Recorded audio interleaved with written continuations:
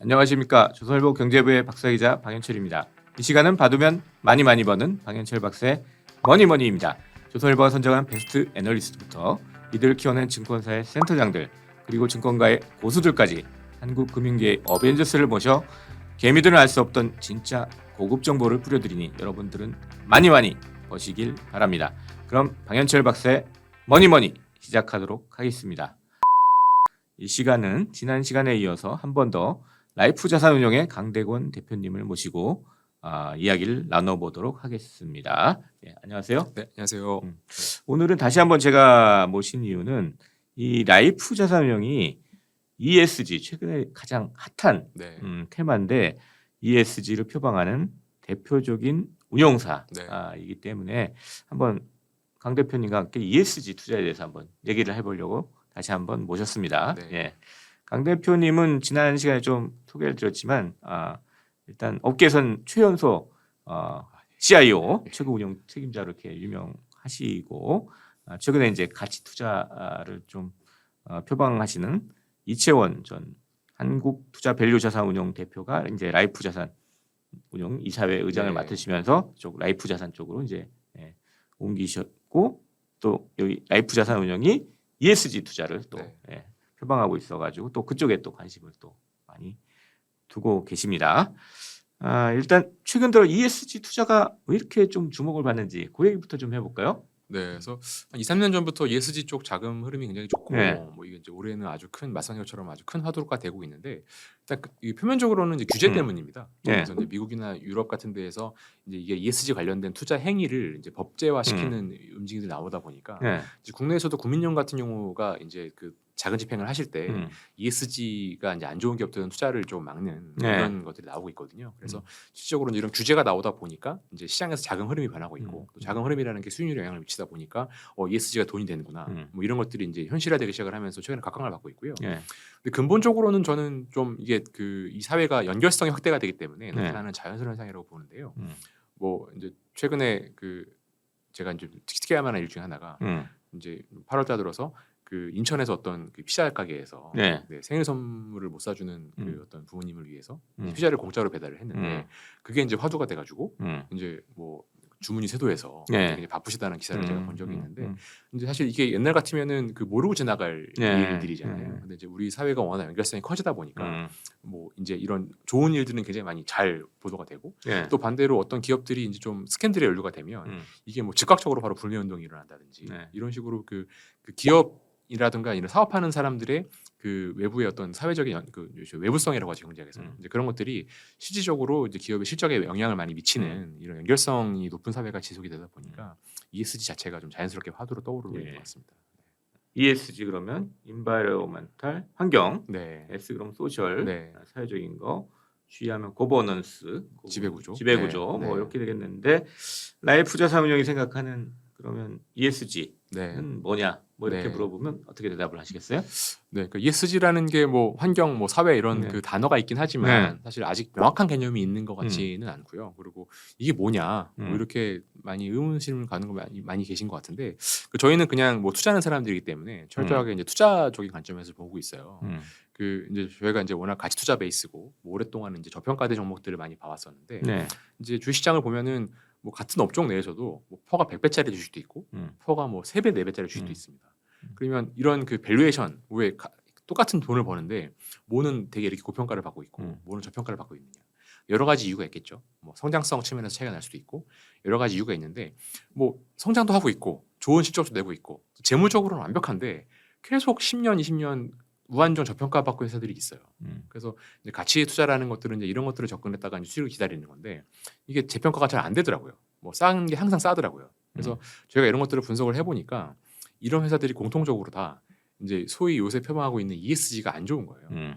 이제 회사가 폐쇄적이고 이제 IRPR 활동을 안 하다 보니까 회사 내용을 투자자들이 잘 모르시고 그 다음에 지배구조도 복잡하거나 좀 문제가 있어서 이제 회사의 실적이 지속 가능할 거라는 거에 대한 기대가 별로 없으시고 그리고 또 이런 산업들이 대부분 전통 산업들이어서 이제 환경 문제가 아주 결부가 돼 있어요. 그래서 그 저희가 이제 최근에 ESG가 각광을 받다 보니 저희도 이제 뒤따라서 참여를 하게 됐는데 네. 그 저희가 이제 트렌드를 보고 나니까 이 가치 투자의 대상이 되는 저평가된 종목들의 공통적인 현상들이 ESG에 문제가 있는 걸 수도 있겠다라는 생각을 해서 그 저희가 생각하는 ESG라는 거는 그냥 그 기업이 이 사회에 어떤 기업 시민으로서 행동해야 되는 기본적인 요건들이 있는데 그런 요건들 때문에 그런 요건 기본적인 요건들이 잘 수행이 안 돼서 이제 기업의 저평가로 이어지고 있는 상황. 이제 그런 것들을 저희가 좀 주목해서 생각을 가치 하고 있습니다. 투자랑 ESG 투자를 연결시켜서 이제 보시는 그런 네. 방법이네요. 그러니까. 네, 맞습니다. 네. ESG를 제대로 ESG 경영 제대로 안 해가지고 네. 이 가치가 떨어진 기업들을 주목해가지고 그거를 어떤 개입을 해가지고 그런 가치를 올리려고 하는 거 아니겠어요? 네, 맞습니다. 네. 네. 네. 그럼 기업 ESG 경영에는 어떻게 개입을 할 수 있는 방법이 있습니까? 네. 근데 뭐 사실 외부 투자자가 네. 이제 뭐 주식을 갖고 있다고 해서 네. 기업 경영에 개입할 수 있는 여지가 특히 국내에서는 별로 없습니다. 뭐 이제 보통 그런 걸 행동주의 투자라고 네. 많이 부르시는데 이제 한국에서 행동주의 투자 사례가 뭐 없는 건 아니지만 사실 여러 가지 난관들이 있고 뭐 저희도 주식을 좀 갖고 있다고 해서 이제 기업에 대해서 이래라 저래라 할 수 있는 가능성이 별로 없다라고 저는 생각을 하고 있어요. 그럼 가치 투자 이 가치를 올릴 방법이 없잖아요. 네. 그래서 저희가 생각하는 게 이제 조금 그 네. 기존 행동주의랑은 좀 다른데 네.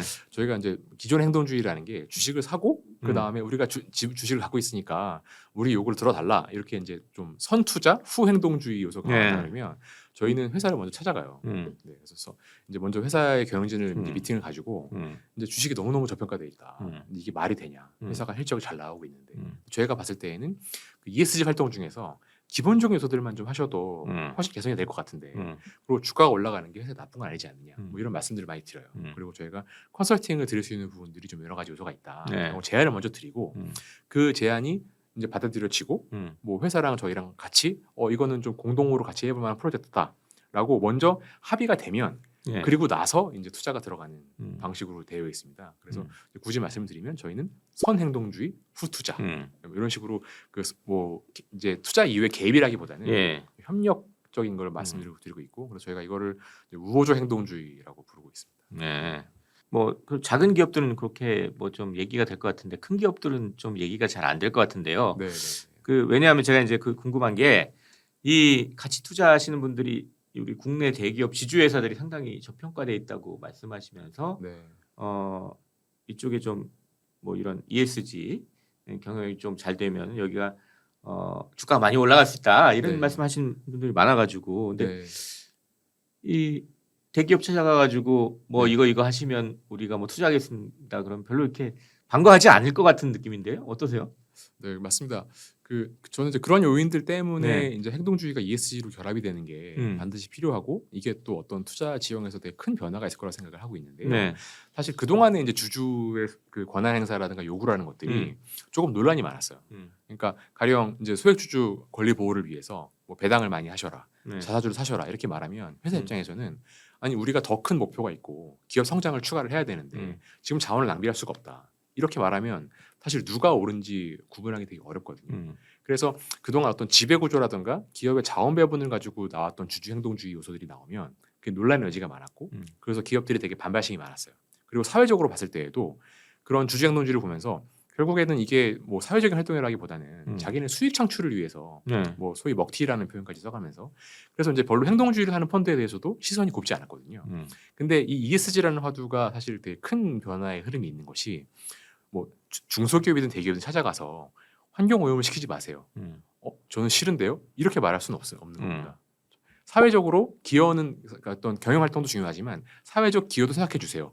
저희는 사회적 기여 안 할 건데요. 이렇게 말할 수는 없습니다. 그래서 그 ESG라고 하는 그 화두가 사실 이 사회 구성원으로서는 너무 당연한 의무이기 때문에 이게 과거의 행동주의의 그 주제가 됐던 그런 뭐 자원 배분의 문제 이런 거랑은 좀 다른 것 같아요. 그래서 저는 뭐 특히나 이제 요새 보면은 우리나라 대기업들도 뭐 이런 ESG를 먼저 선도적으로 추구하는 기업들이 예. 많이 있지 않습니까? 그래서 그 기존 행동주의랑 좀 다르다. 오히려 뭐 기업 규모나 상황에 관계없이 사실 이런 제안을 거부할 수 있는 회사는 뭐 기업 시민이라면 뭐 존재하기 어렵다 이런 생각을 하고 있습니다.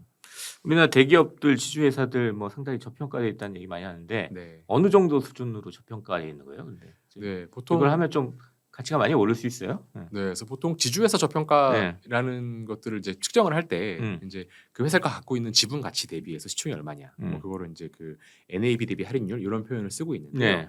그 우리나라 이제 한 10년 정도 통계를 보시면 네. 이제 갖고 있는 지분 가치 대비해서 한 3-40% 정도 저평가되는 게 일반적이었어요. 그래서 보통 이제 지분 가치를 그 정도 할인하는 게 일반적이었는데 네. 이제 코로나 사태 이후로 이 가격들이 많이 변화가 일어나면서 최근에 주주사들 보면은 뭐 적게는 40%, 많게는 60%, 70%까지. 그러니까 지분을 주식을 100을 들고 있는데 네. 모회사의 가치는 30밖에 안 되는 거예요. 뭐 이런 현상들이 좀 많이 관찰이 되고 있거든요. 그래서 그 평년 지난 20년, 10년 정도 평균을 놓고 본다 그러면 그거 대비해서 많게는 한 2-30% 정도 더 할인율이 커졌다라고 보여질 수 있을 것 같고요. 네. 근데 이제 이렇게 지주회사가 많이 저평가되는 이유들을 보면 그런 불만들을 많이 표현을 하세요. 뭐 이제 최근에 이제 그 물적 분할 같은 걸 많이 발표하는데 네. 저는 뭐 나는 투자 입장에서는 나는 전기차에 투자하고 싶어서 LG화학이나 SK이노베이션을 투자를 네. 했는데 이들이 이 전기차 부분만 따로 자회사를 빼버리고 네. 분할을 시켜버리더라. 네. 그래서 분할을 하려고 하잖아요. 네. 예. 그러면 내가 이 회사를 투자할 이유가 뭐가 있냐?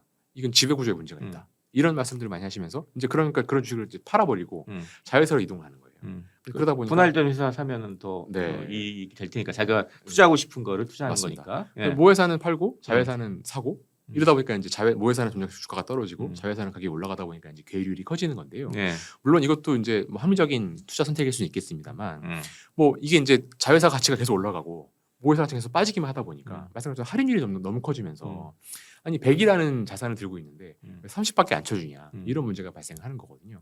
근데 이게 이제 왜 이런 괴리가 발생하는지 생각을 해보면 이런 이제 지배 구조에 대해서 이제 그리고 이제 모회사의 어떤 그 소액주주 보호 활동에 대해서 네. 투자자들이 신뢰를 못하는 거예요. 그래서 뭐 이런 것들을 저희가 이제 좀 주요한 기회라고 생각하는 것들이 괴리 너무 커져 있기 때문에 이제 모회사가 이 모회사의 주주분들한테 뭐 우리가 그렇게까지 나쁜 행동을 하는 건 아니고 기본적인 원칙은 지키고 있다라는 정도만 설득하는 데만 성공한다고 하더라도 이런 괴리율이 수익률로 돌아갈 수 있는 가능성은 좀 크다고 생각을 하고 있습니다. 그런 거 하려면 미리 투자해놓고 저기 지적을 해야 될 것 같은데 컨설팅을 먼저 하고 네. 저기 투자를 한다고 그러시니까 약간 좀 선우가 안 맞는 것 같기도 하고. 네. 예.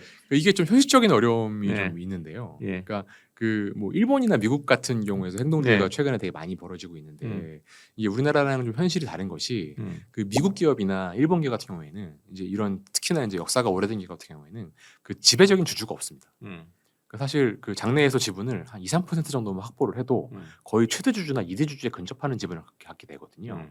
그래서 그 이런 지배 주주가 없고 또 이제 회사의 지배 구조가 이사회 중심으로 돌아가다 보니까 네. 소수 지분을 확보를 해놓고 주총 가서 이사 선임 명명만 하더라도 실제 경영이라든가 자원 배분에 영향을 미칠 수가 있어요. 근데 이제 우리나라에서는 이런 식의 행동주의가 원천적으로 불가능한 것이 한국 기업들은 아직도 거의 대부분의 기업들이 그 경영권을 확보하고 있는 지배 주주가 계십니다. 네, 그래서 뭐 적더라도 3-40%, 많게는 뭐 7-80%까지 지분을 갖고 계신 분들이 있기 때문에 사실 뭐 대주주가 50% 이상 갖고 있는데 저희가 장내에서 지분을 2-3% 샀다고 해서 뭐 경영권에 개입할 수 있는 가능성은 아예 없거든요. 그래서 그 한국에서는 그냥 주주권한 행사라는 거는 좀 어려운 것 같아요.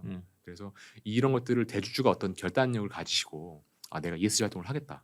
우리 회사 주가가 너무 저평가돼 있다. 이런 인식을 공유해주지 않으시면 뭐 저는 적대적인 우호주의는 좀 어렵다라고 생각을 해서 저희가 아까 말씀드린 우호적 행동주의를 하려면 이제 조금 어색하지만 먼저 행동주의가 들어가고 예. 이게 이제 해결이 돼야 그 다음에 투자가 가능하다 이렇게 생각을 하고 있습니다. 네. 지금 글로벌 시장에서 이제 화제가 되는 게 미국 대기업 엑선모빌에 네. 대한 행동주의 펀드의 개입인데요. 그러니까 엔진 넘버원이란 조그만 펀드가 이제 개입을 시작해가지고 ESG 경영을 강화해라 네. 이렇게 해가지고 결국 이사회 12명 중에 3명을 교체해버리는 결과를 얻었어요. 상당히 이게 화제가 되고 있는데 네. 이런 게 우리나라에서 그럼 가능하지 않겠네 지금 말씀하신 거 보면. 네 맞습니다. 그러니까 네. 그 주주 구성의 문제 때문에 불가능한 부분이 있고요. 예. 근데 이제 최근에 좀 아주 특이한 변화가 하나 있다고 한다 그러면 그 작년에 이제 공정거래 뭐 3법 해가지고 네. 그 상법 개정안이 통과가 됐는데요. 지금 우리나라 상법상에서 유일하게 소액주주 권한을 보호할 수 있는 권리가 딱 하나 있는데 그게 이제 감사 선임 시에 대주주의 지분율을 3%로 제한하는 이제 법이 있습니다. 네. 그게 뭐냐면 내가 지분을 70% 갖고 있지만 감사 선임하는 그 표결에서는 70%든 60%든 이게 3%로 확 이게 의결권이 제한이 되는 거예요. 예. 근데 이게 작년까지는 이제 한국의 감사위원회라는 제도가 있어서 감사위원회 제도를 시행하게 되면 현실적으로 이 법이 다 통과 이제 소용이 없었거든요. 근데 작년에 3법 개정안이 통과가 되면서 감사로 가든 감사위원회로 가던 이 3% 룰이 굉장히 강화가 됐습니다. 그래서 이론적으로 말씀을 드리면 내가 지분을 3%만 갖고 있으면 그 회사의 감사 정도를 하나 넣을 수 있는 뭐 그런 권한이 이제 올해부터는 부활을 하게 된 거예요. 그래서 이게 이제 말씀하신 것처럼 엑소모빌처럼 멋있는 행동주의를 할 수는 없지만 네. 한국도 주주의 목소리를 조금 더 경청해야 되는 상황이 이제 올해부터 된 것 같아요. 그래서 실제로 올해 주총이 이제 3월에 있었었는데 네. 올해 주총에서 국내에서는 굉장히 이례적으로 2개 회사가 소액주주의 그 안건 발의에 의해서 감사 교체가 됐습니다. 그래서 이런 일이 발생이 됐고 내년에 좀 더 늘어날 거예요. 그래서 뭐 이제 그 지배구조 이슈, 그러니까 주주 구성의 문제 때문에 일본이나 미국처럼 그런 멋있는 행동을 할 수 없겠지만 네. 한국에서도 조금 더 상황이 달라진 건 있다 이렇게 말씀드릴 수 있을 것 같아요. 예. 네. 근데 이제 주주 관여를 하려면 이제 이런 뭐 자산운용사가 이제 개인 투자자들하고 연합을 좀 해야지 네. 가능하잖아요. 어차피 이거 모든 주식을 다 살 수가 없으니까. 네, 예. 네, 네. 그러하려면 좀 뭐 그 주주 유임장도 좀 받고 네, 뭐 네. 이렇게 해가지고 좀 세력을 좀 확대하고 뭐 이래야 될 텐데 네. 그럼 뭐 약간 핀테크 요새 최신 기술 네. 이런 걸 좀 활용하면 좀 더 쉬워지지 않을까요? 네, 좀 안타까운 것이 예. 이제 한국에서는 뭐 부동산 거래도 마찬가지지만 네. 이제 주주 관한 행사를 하실 때 음. 항상 이제 인간 증명 이런 게 필요하거든요. 네. 그래서 이제 핀테크로 그런 의결권 위임을 받기가 좀 현실적으로 어려운 부분이 있고요. 그래서 조금 이제 시기상조인 것 같습니다. 그래서 네. 저희가 이제 주주간 연합을 한다라는 건 그리고 그리고 그 아까 말씀드린 것처럼 이제 소액 주주분들끼리 서로 모인다고 해도 네. 그 대주주랑 지분율 차이가 너무 많이 발생을 하기 때문에 저희가 이제 그 저희의 전략은 뭐 주주 권한을 모아서 이제 대주주랑 대결을 하겠다. 뭐 이런 좀 그런 것보다는 상호 간에 공동의 이익을 위해서 그리고 ESG라고 하고 있는 누구도 거부할 수 없는 어떤 그런 테마를 가지고 네. 이제 경영진하고 먼저 이제 제안을 드리고 부탁을 드리고 상의를 드려서 이제 같이 컨설팅을 해 나가면서 이제 함께 가치를 만들어 나가는 거를 좀 말씀을 드리고 있거든요. 그래서 지금 말씀하신 어떤 그 뭐 표결권을 저희가 의결권을 모아서 대항하는 개념보다는 그런 쪽은 안 하신다. 네, 예, 네. 예. 이 ESG 경영을 평가하려면 좀 툴이 있어야 될 것 같은데, 네. 뭐 자체 툴을 만드셨습니까? 어떻게 하셨습니까? 지금 외국에서는 지금 ISS, 뭐 네, 네, 네. 글래스 루이스 이런 의결권 자문 기관들이 네. ESG 경영 툴을 만들어가지고 이렇게 좀 자문을 해주고 있던데요. 네, 네, 네. 지금 이 라이프 자산운용은 어떻게 할 생각이세요? 네. 그러니까 저희가 투자하는 거는 이제 ESG가 좋은 회사를 투자하는 게 아니라 ESG가 나쁜 회사를 투자하는 약간 역발상 ESG 같은 개념이거든요. 네. 그래서 이제 이 의료권 자문 기관을 쓰는 이유가 사실 ESG가 누가 더 잘하고 있냐라는 게 되게 모호해요. 왜냐하면 어떤 회사는 환경 오염을 시키고 있지만 ESG 관련 정보를 되게 많이 제공을 해요. 공시에. 그러면 점수가 올라가거든요. 반대로 어떤 회사는 되게 활동을 잘하고 있지만 공개를 안 해요. 그럼 ESG 레이팅을 매길 수가 없으니까 등급이 떨어집니다. 그래서 이게 이제 좀 굉장히 주관적이고 모호하기 때문에 어느 회사가 ESG를 잘하고 있냐를 할 때는 좀 객관적인 제3자적 기준이 필요한데 사실 ESG가 안 좋다. 저희처럼 역발상 ESG를 쓰게 되면 ESG가 안 좋은 건 되게 명확하거든요.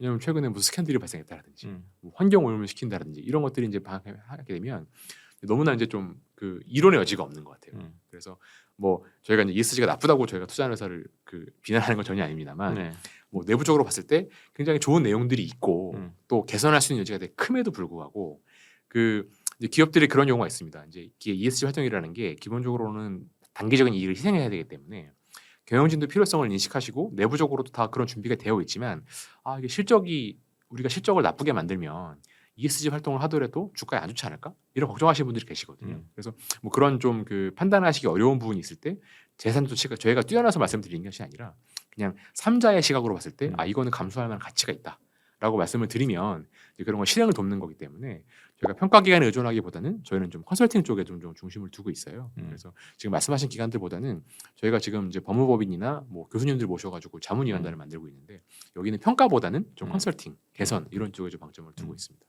이렇게 라이프 자산운용이 이런 식으로 해가지고 한 연간 그러면 뭐 내부적으로라도 무슨 수익률 목표 같은 게 있어요? 어떻게?